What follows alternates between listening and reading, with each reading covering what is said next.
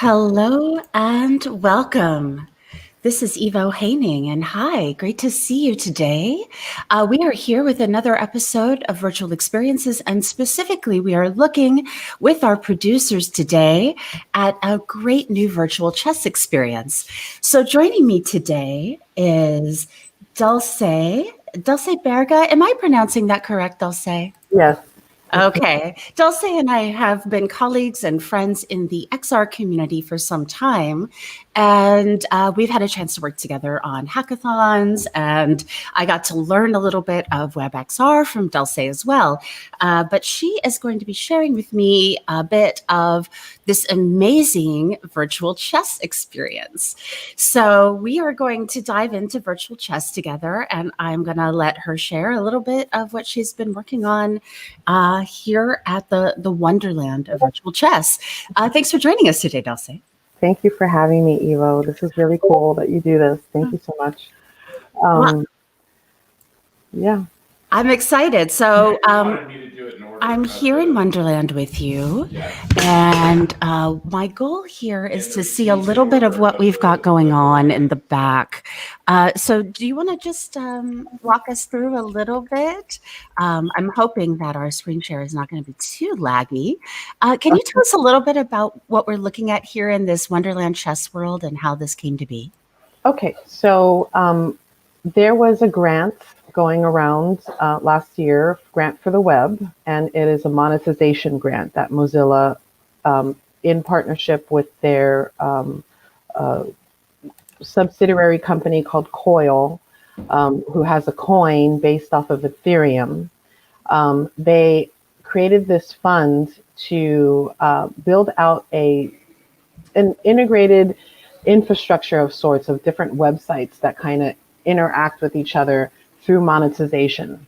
And the idea that was pitched to the grant was through Immerspace, which is William Murphy's company, Immerspace. And the Emmers servers configuration are based on the W3C's ActivityPub Federation.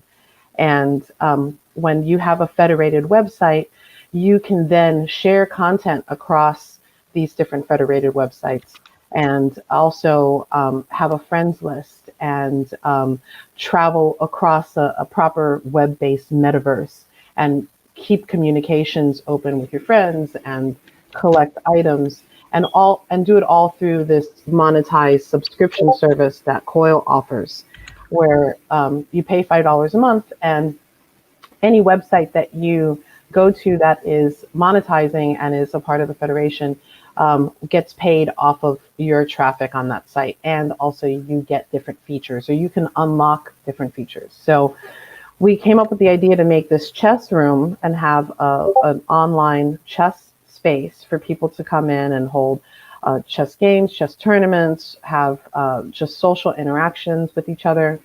And a monetized person would turn this chess feature on in the space. And the way you go about doing that is you just type in the words chess and then the letter D or the letter W. Shit, hold on a second. Let me see. The letter W. There you go. So now if you were to type in here, yep, and then you got the black ones. So this is all interactive. I can go ahead and I can start playing and moving chess pieces around. And Evo and I can play. I suck at chess, so please forgive me. But the idea was to make these like super fantastical spaces that were just really outrageous and fun. So I wanted to make these giant chess pieces. That was like the first vision that I had, to make these giant chess pieces that, you know, you can move around and they have all the physical properties. And FreeJS is awesome because it allows you to play with a 3D in a physical way, and it, you know, bounces and crashes and all that kind of stuff. So there's a lot you can do with the space and with these different mesh primitives in the space. And so the first room that I made was a vaporwave room, and I was just thinking of these like big, huge statues and spaces around and open expanse and having like this open feeling of, you know, being around these megalithic kind of features. And so that's one room, and I'm sure you have a video you can show that. Then the next idea was to make a Wonderland space chess room, because, you know, Wonderland and chess, it goes hand in hand. So I had visualized this room, basically like I saw this room in my head first, and then I went out and kind of pieced it all together. Some of these features in this room I've made, some I've bought, others I've asked friends to gift me some of their content, and I've used some of their content over. I did have to go through and decimate down a lot of these pieces. Makes so sense. that's the tricky thing, is figuring out that sweet spot of decimating down your renders, or your meshes, and making it look beautiful in this space without destroying it completely. And that's a dance. That's like a back and forth. This room isn't completely baked, in my opinion. I still have a lot I have to do. I would say that I'm about 85% done with the room. It's still in the yellow zone, not in the green zone, as far as the impact on the server and on the browsers. So it is very delicate, like, you know, how much you can put in the space and how much you got to take out of the space, and how detailed you can have it. Playing with textures is really important. I don't think people understand that as much in these hub spaces. They think low poly, and they don't think high shading and high rendering. But 3JS just had a major upgrade, and they now deal with PBR shading better, as well as the ability to programmatically add mesh into the space. So instead of importing GLBs, doing a custom hubs or a custom spoke client with 3JS embedded into it, and then unlocking features on and off based on. So that's what we're doing here with this chessboard. These pieces exist in the space in the server. Yes. But they're being unlocked based on commands that we turn on and off. So same thing can be with environment features. So it's not just, interactive gaming features.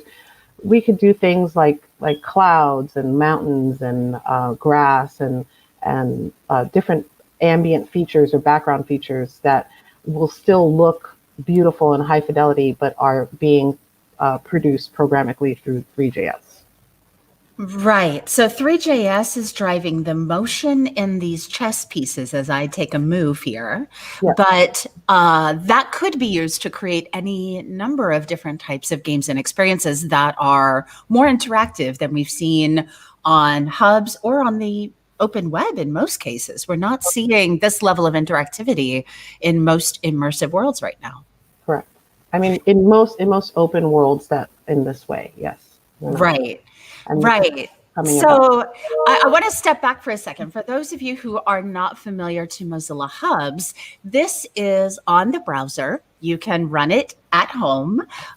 You can probably get to it right now if you're trying to see if this works. You can try the Chrome or the Firefox browser. It was originally developed by Mozilla within the Firefox Reality browser, but it does work on Chrome as well, and sometimes other browsers, depending on which device you're on.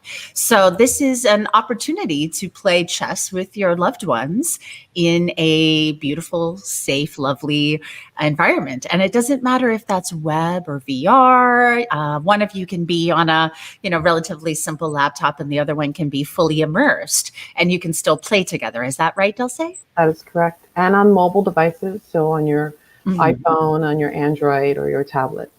Right. So Mozilla Hubs does work on a number of mobile devices. So this is something that you can play, even with your grandma, perhaps, if she's not a VR user, but she is okay on the web. This is something that should be able to be portable enough to be played by friends and family who are maybe far away from each other right now. So This is beautiful. And I want to say we're going to share a little bit of the other worlds in a moment as well.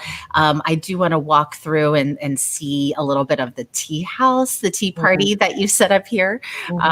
So besides the chess game, each environment kind of has its own little world. And you've engaged in a process of world building, and then you've married it to the JavaScript based gameplay.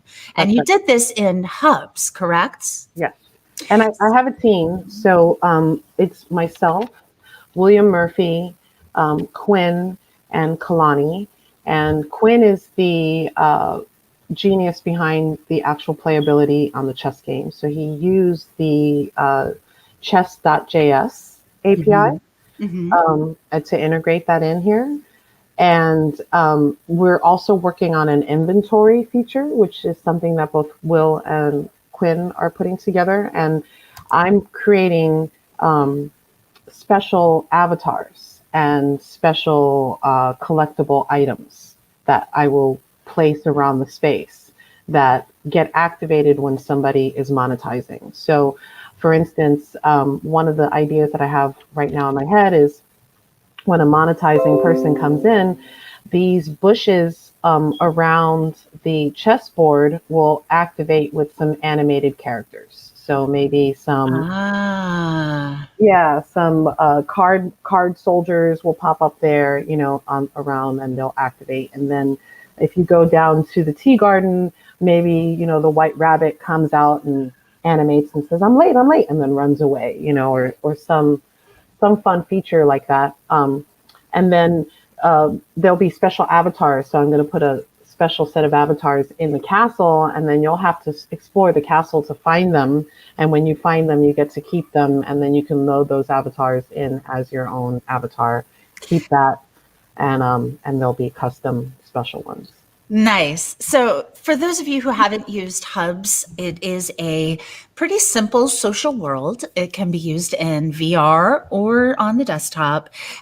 You are originally sort of a robot character, as you can see in my little selfie here. I'm a robot right now, and that's pretty common for when you come in. There are different avatars you can choose, but then there are custom and special avatars that it sounds like you can win. Almost like, are they related to the Wonderland theme? They will be related to the Wonderland theme, yeah. So I'm going to make a set of 3 for each room, a male, female, and an androgynous.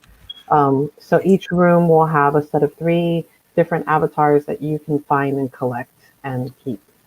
Oh, I love that. I love that. And I love that you focused on creating non-binary avatars as well as the male and female. So thank you for that. I would have non-binary all the way through. Like I just wouldn't categorize, but you know, some people they need to categorize things. So. I understand completely.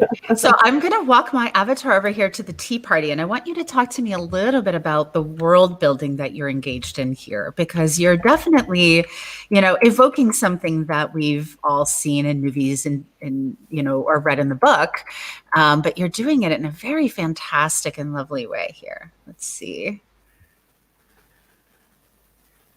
So I'm on the desktop browser today, y'all, and you might find that this is even more interesting and beautiful in VR.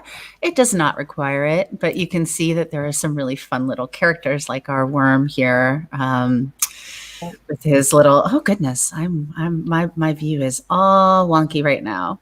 Uh-oh. So that's what happens when we're streaming while resing a world. So I love the detail on these mushrooms and on these like topsy-turvy cake buildings. Yes. Which they are like topsy-turvy cake buildings, right? They're kind of like a stacked cake of falling overness. So basically, when I set out to make this room, I went to Google and I just searched whimsical 3D art, right? And then, of course, you know, a lot of vector art popped up, a lot of 3D work in Sketchfab and in TurboSquid and CG Trader popped up, and many other 3D places. And all the best, like, on the low poly spectrum builds that I could find that I had that like matched my vision, I bought. So these buildings, I bought the buildings, and I bought the tea house, and I bought the tea party. Um, but the road and the trees and the bushes and all those things around, those are all things that I put together. Some of the grass features and things like that are, I put those together. A couple of little mushrooms. The bigger, beautiful mushrooms, those were purchased along with the caterpillar. But again, so these models, they come in and they're like 30,000 triangles, or 200,000 triangles. Oh my gosh. For those of you who don't know, that will not work on a browser window very well. That will No, crash everybody's experience and yeah. not work. Yeah. So they're like really high triangles, a lot of high weighted, high res images that are in TIFF format, which is a very big file format. So there's a lot of optimization that I have to do ahead of time, and my process in doing that optimization has been to get a speedy process down, has been to open these models, the original model in Blender, go through the model, delete all textures and things that I wouldn't need, maybe consolidate them down, convert the model into a UV, and then create a UV texture with those textures within Blender. Then export that out to FBX. And I find that doing all of that kind of bakes everything kind of nice and neatly.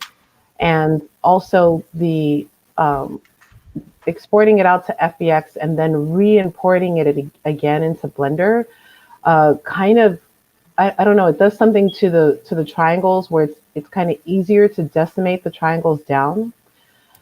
I don't know why that is, but when I try to decimate down the triangles on the origin from what I bring in originally, I always seem to have issues.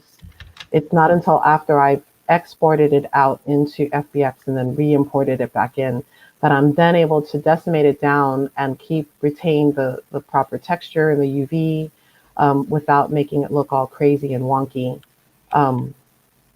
And then I convert that into GLB and export that into GLB. And my goal is with these 3D mesh models is to make sure that they don't exceed 5 megabytes in size as far as weight on the server, and that they don't have more than 3 textures for each. Right. And that they are within a realm of anywhere from 1,000 or less than 1,000 triangles, no more than 1,500 triangles. Now that's really hard with a lot of these objects in the space. It was very hard, especially in the space. So I'm still struggling with some of the textures on some of these features, like the castle, for instance. The castle was something I bought on Sketchfab, and it had I don't know, way too many vertices, I can imagine, with all those points. It was like almost 1 million vertices, 1 million triangles, and 40 different textures. It was a very, very complex castle that I tried to simplify, and I think I did a good job. I tried my hardest. It looks beautiful. So it sounds like outside of the buying of assets, you had to do a lot of work in Blender. Is that right? Yes. So I did a lot of work in Blender optimizing and getting all of this down. And again, like I said, I still have tons of work that I got to do. It's not 100%. Unlike my vaporwave room, which I am so proud of that room. That room is all green light straight through. It looks gorgeous. But I spent a good month really optimizing that room and getting it perfect. So I still have to do that with this one. But this one's a fun room, and I like to show it off. So If you get a chance to log into these rooms, I'm going to go ahead and put the URL up for us again. And this is on the Immerse Space is the name of the company, but VRain is the name of the chess server. Yes. So as we were mentioning earlier, you're going to have a URL that starts with hub.vrain.space. And there's also these short links that look like this. And then basically you're just sharing the URL with a friend the same way you would if you were going to, hook up in a video chat room. And then you meet together and you start the chess game by just typing the word chess and which color each of you are going to be. Is that basically how it works? Yep. So it's /chess, and then it's the letter B or the letter W. And if you want to reset the board, it's /chess space reset. Beautiful. I'm going to stop our screen share here, but we're going to stay on and talk together because I want to show a little bit of those other rooms. Okay, cool. Because you had such a beautiful piece of work on the other video side. Let's see.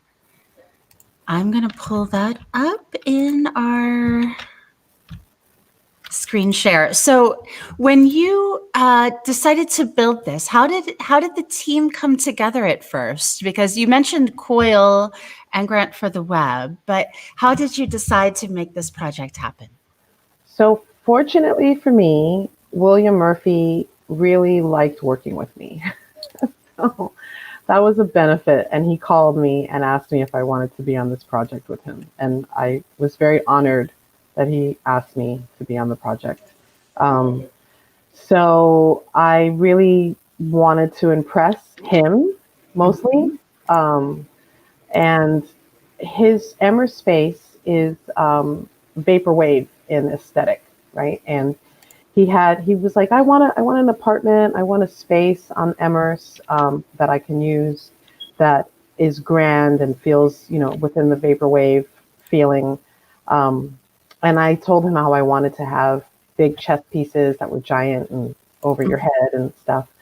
And it just went from there. So I focused on making the vaporwave room first, and he loved it. He loves it. And we had worked together in the past on a hackathon in San Francisco at the Microsoft Reactor Right. for a WebXR project. And it was called Mars Attacks, or R's Attacks, not Mars Attacks. R, AR Attacks. Yeah. And it was a cross-modal game, a battle royale melee game where it was at Area 51, and you could be an alien in the sky, or you could be a men in black on the ground, an agent on the ground, or you could be like a neutral person who either dropped bombs or put up shields. And if you were on the desktop device, you could be the neutral person dropping bombs and shields. If you were in the mobile, in the AR, you were an alien. And if you were in the VR, you were the men in black on the ground. And it was cross-modal, so we had people playing, on a mobile device, in a headset, in the Magic Leap, on the desktop. It was pretty fun, and we won that hackathon. That's amazing. So that was 2 years ago now, a year ago, and then you decided to come back together? Yeah, so he reached out to me and asked me if I could build these rooms and build avatars. And I'm actually now going to dive into more programmatic features of the room and get into animations and programming different interactive features for these rooms. So that's exciting. Those are all going to be cool learnings that I'm going to gain. But yeah, he asked me to build these rooms. So I love building these rooms. I get so excited making them. I'm making 3 more right now, and I'm just really trying to be as expressive and creative as possible with these rooms and kind of push the boundaries of Hubs as much as I can. Yes. And I get inspired by different artists also, like Miguel from, I don't know where he's from, if he's from Europe or if he's from Brazil, but he's also really amazing with his work. And I was blown away over New Year's Eve looking at his spaces because they just really push the boundaries of these spaces. So I wanted people to get a clear sense of how these types of experience zones work. And Dulce, you and I have been world building for a long time. We've both world Second Life world builders and creators, and we've been doing this for now well over a decade. It sounds like a lot of those lessons that we were using back in the Second Life world building days translated well for you to Hubs as well. Yeah. I also love to build in Hubs. Yeah. So, figuring out how to maximize the interactivity and the joy of a place while minimizing the amount of textures and all different types of things that you're trying to load in the browser. I remember talking about these kinds of opportunity spaces maybe 10, 15 years ago in Second Life. And it took us a long time to get to something really workable here. So I'm really excited. So we're looking at the Wonderland room, but I want to fast forward a little bit because we also have some great video of your other space. Yeah, the Shaolin space. So do you want to talk to us a little bit about what you've been inspired to create here? Yes. So I just wanted to mention that the Second Life is my experience in Second Life has been very, very important for these worlds and building on hubs and understanding how to build for spaces. Buying my simulator in Second Life was probably a great investment in that way because I was able to just spend hours and hours by myself in an uninterrupted space and just creating all kinds of interesting things. Right. So for those of you who are young and wondering how to get involved in doing this kind of immersive world building, jump in and try new things. Hubs and Spoke are free. So basically all you have to pay for are any assets that you choose to buy, like these beautiful Shaolin temples that you reworked into this amazing scene. Can you tell us a little bit of this scene? It's so pretty. I love this place so much.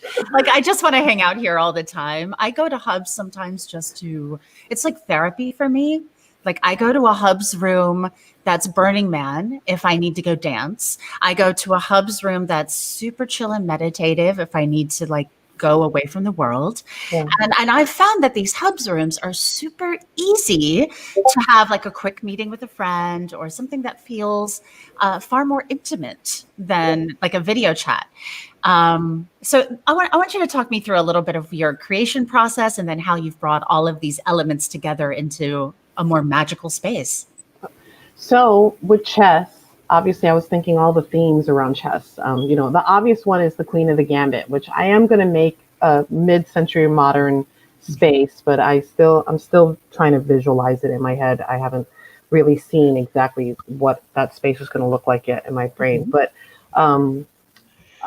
Wu-Tang, I love the Wu-Tang, and I've been wanting to work with the Wu-Tang for years now. I almost had an opportunity back when I was working at River, just a split second. There was actual talks happening there, but nothing came out of that. But, they had their chess boxing song, which is one of my favorite hip hop songs. And I wanted to create a space that we could, train, do chess training and have tournaments. And what better space to do it than a Shaolin temple with, chess monks. So I visualize this space to be, some hidden fortress somewhere in the mountains in Asia and guard a walled fortress. And the 3 dojos I put together was, just to have 3 different social areas for people to hang out in. But they definitely have a purpose. So the one chess dojo is where the chess game will actually happen. And then you have the Zen dojo where the Buddha and you can meditate in the Zen dojo with the garden. I want to put koi fish in the pond. I have some animated fish that I'm working on to add in there. And then the other dojo is the Wu training dojo, and that dojo is where you go and train to play chess. And I have some cool Wu-Tang posters in the Wu chess training dojo, which is I love it. Yeah. So this room again is, it's not fully baked. I still have some things I need to fix and work on. But it's getting there. It's almost going to be there. But this is the kind of place that, dads or grandmas could come with their kids and learn chess too. It sounds like that there's some playful ways to bridge those gaps. That's exciting. And I'm also right now thinking of different, because like I mentioned before, I'm going to start getting into more programmatic interactive features with 3JS in the space. So adding kiosks for tutorials on how to use the space, and adding kiosks on tutorials on how to play chess, or tips and tricks on how to play chess. So that could either mean different 3D features popping up, or a video popping up, or maybe text popping over different features in the room to just highlight certain things. So I'm just trying to figure those out right now, UI, UX wise, right. people. But yeah, those are things that I'm working on as well. So it sounds like you've got a great team, and you are in this sort of open beta of sorts, so that people can subscribe and join the chess.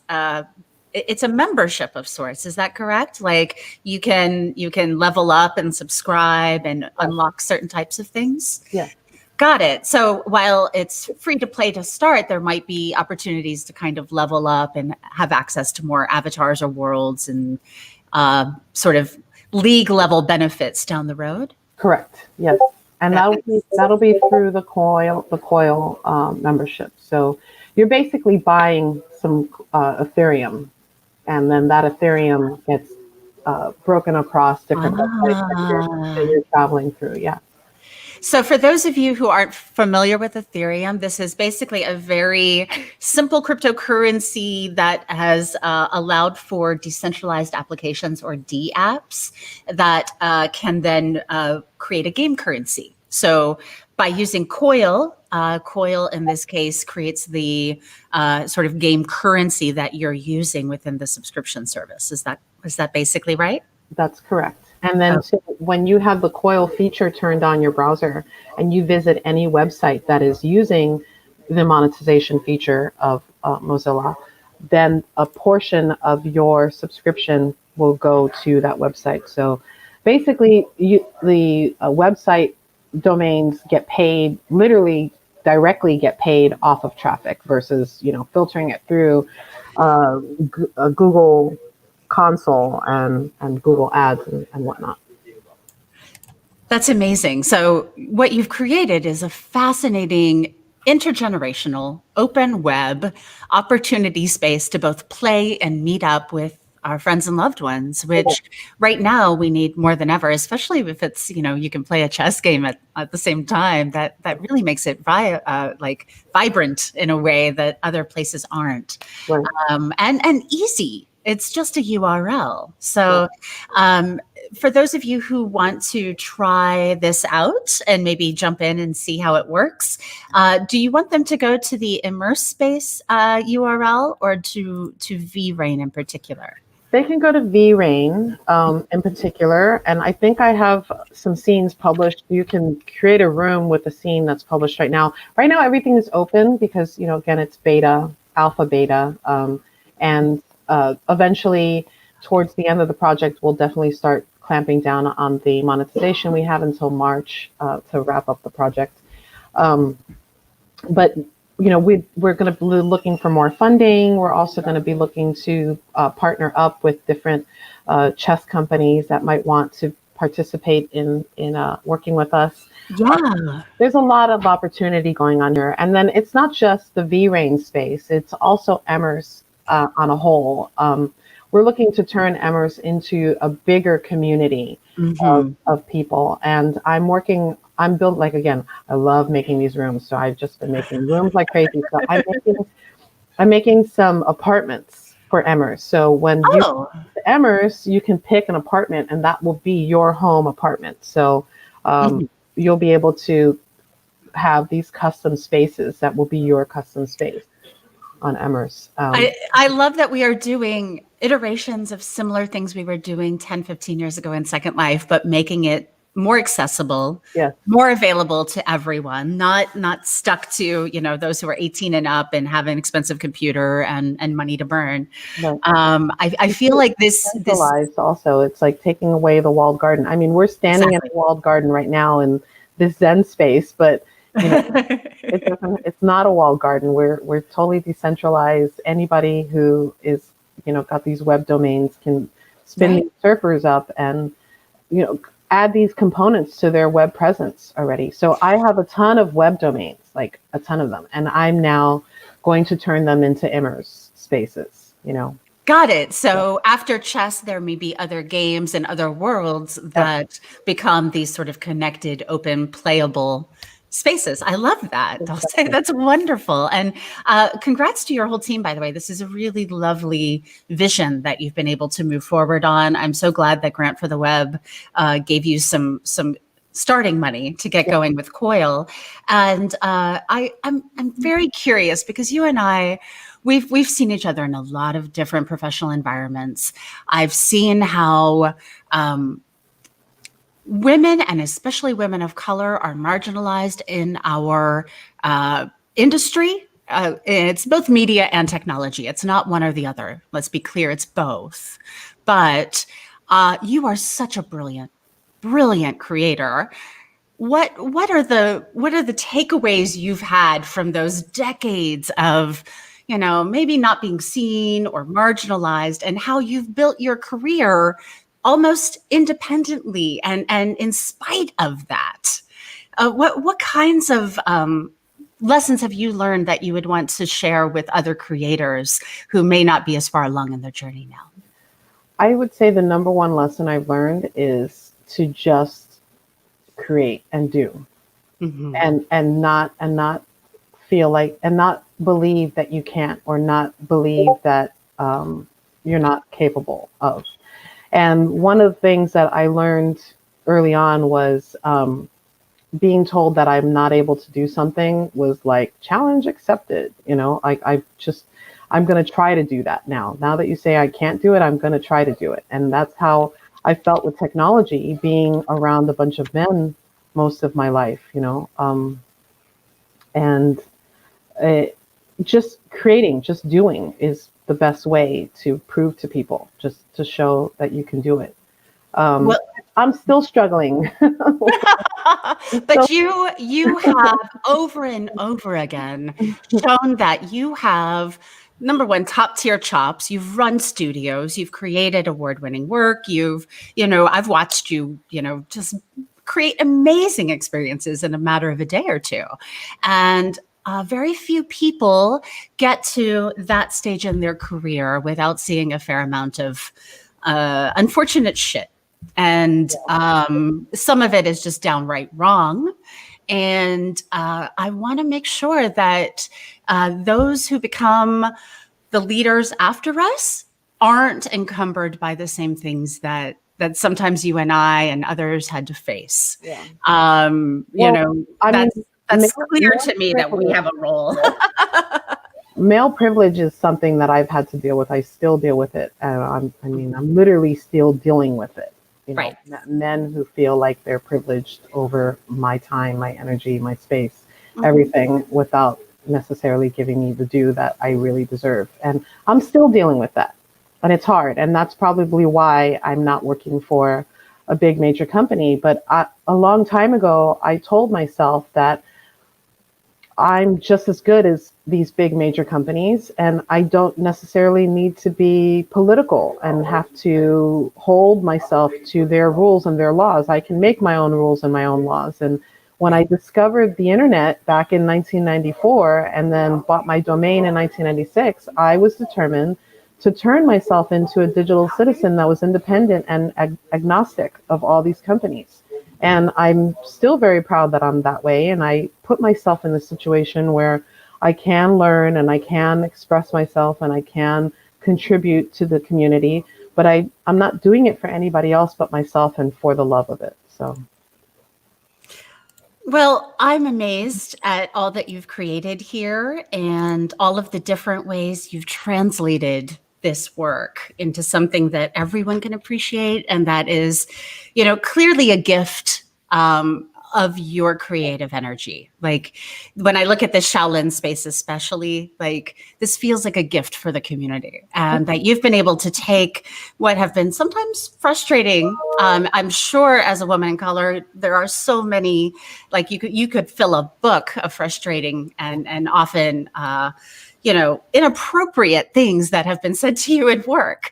And at the same time, you've been able to transcend that and create something really beautiful here. So I just want to thank you and honor you for busting through all of those walls, the walled gardens and the other walls of ideas that people might have thrown at you over the years, because you've clearly done far more than anyone has been able to create up to this point.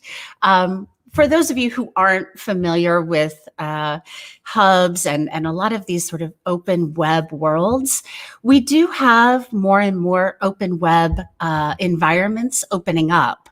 Very few of them have this level of interactivity and capacity for real and authentic human connection. So inside Hubs, you can do things like put your webcam on and have a normal conversation while you're also avatar embodied. We use it for conferences like IEEE and VR, for example, was in Hubs this year. And there are a number of ways in which these environments do create a more level playing field. And then once we have the level playing field that anyone can log into, what is created from that space can then be ported all over the world, can obviously be ported to multiple media environments and interfaces. But it's also a great example of what the open web can be. And we don't see a lot of WebXR being created for the open web right now in terms of games and experiences. But I believe that this is the future of media, and specifically creating independent media channels like what you and your team have done here, Dulce. This is the future of independent, syndicated, collective media. And I just want to thank you and your team for number one, making this happen. But I do think you're creating a prototype for the future of game experiences on the web. Yeah, I believe so too. And then when tracking becomes a thing in these spaces, and we can get full-bodied avatars, very much like the avatar that you flashed up from Wolf 3D, your cyberpunk avatar. Yeah.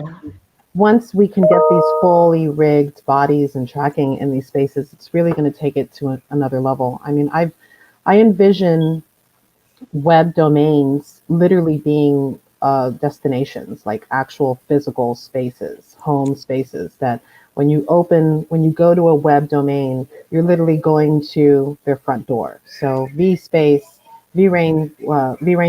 when you go there, you're going to the front door, and then you enter a door, and now you're in this immersive, beautiful space that is expansive and multiple spaces, and they all have different features and they can all do different things.